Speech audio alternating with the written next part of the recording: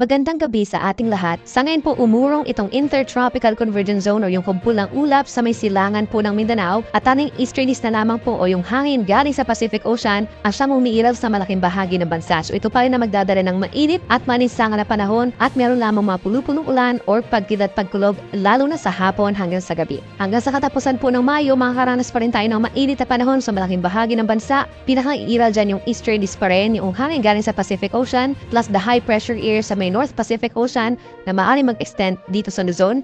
Pero meron din mga weather systems na yung buwan ng Mayo na magpapaulan naman, kagaya pa rin ng Intertropical Convergence Zone sa bahagi po ng Eastern Visayas and Mindanao. In worst case scenario, meron din tayong possible na mga low pressure area or isa hanggang dalawang bagyo na papasok ng ating Philippine Area of Responsibility, and towards the second half of May, it's possible naman yung mga localized thunderstorms o yung mga pagkidlat pagkulog na nagtatagal ng 2 hanggang 3 oras. Samantala, base naman sa ating latest satellite animation, wala tayong namamatana ng mga weather systems na papasok ng ating Area of Responsibility for this week.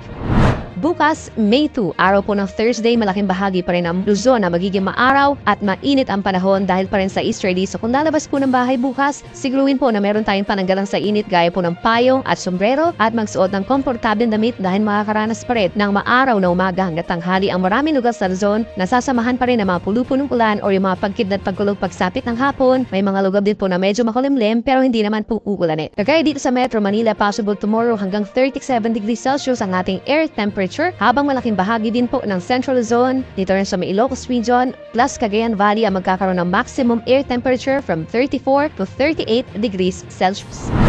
Sa ating mga kababayan po sa Palawan, bahagyang maulap hanggang maulap na kalangitan ang iiral bukas at may tsansa lamang ng mga afternoon thunderstorms sa may central and southern portions, habang dito po sa may Visayas, inang bahagi ng Napanay Island plus Samar provinces ang magiging maulap pagsapit ng umaga, and for the rest of Visayas, maaraw naman sa umaga hanggang sa tanghali, but then pagsapit po ng hapon, inang bahagi pa ng Visayas ang magiging maulap at sinasamahan din ng mga pulupulong ulan dulot lamang ng localized thunderstorms. Temperature natin sa Metro Cebu from 28 hanggang 33 degrees Celsius. Sa ating mga kababayan naman po sa Mindanao, by tomorrow, iira lang easterlies. So magiging maganda yung panahon or mag-i-improve yung weather sa malaking bahagi ng Mindanao. Medyo maaraw sa umaga hanggang sa hapon, and then pagsapit ng gabi, malaking bahagi ng Mindanao magkakaroon ng mga localized thunderstorms or pulupulong pagkidlat pagkulog pa rin. Temperature naman natin sa Metro Davao by tomorrow, 25 to 33 degrees. Ganyan din sa may Zamboanga City. Pagdating naman po sa ating heat indices, aasahan pa rin by tomorrow yung matataas na heat index sa malaking bahagi ng Luzon and Visayas. For Metro Manila, up to 44 degrees Celsius pagsapit po ng hapon, habang pinakamataas pa rin dito sa may Dagupan hanggang 47 degrees sa hapon. Dito rin po sa may Apari, Cagayan at sa may Pili, Camarines Sur by tomorrow, possible naman yung hanggang 46 degrees Celsius na heat index o yung mararamdamang init ng ating katawan. Malaking bahagi nga ng Luzon plus Visayas, between 42 to 45 degrees Celsius din yung mararanasan na heat index o yung mararamdamang init ng ating katawan.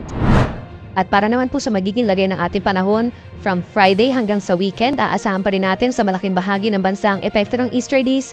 So dito sa Luzon, halos magkakatulad pa rin po ng weather conditions na mararanasan, mainit lalo na sa tanghali, and then aasahan pa rin po yung mga pulupunong ulan or pagkidlat pagkulog lalo na sa weekend sa may Cordillera Region, Northern Luzon, Ilocos Region, and Cagayan Valley at Central Luzon. At dito sa Metro Manila, medyo mababa pa rin po ang tsansa ng mga ulan, habang sa may Bicol Region, pinakamaapektuhan pa rin itong Albay, Sorsogon, and Catanduanes. Sa ating mga kababayan po sa Visayas, sa susunod pa na 3 araw, halos magkakatulad din po ng weather conditions sa mararanasan.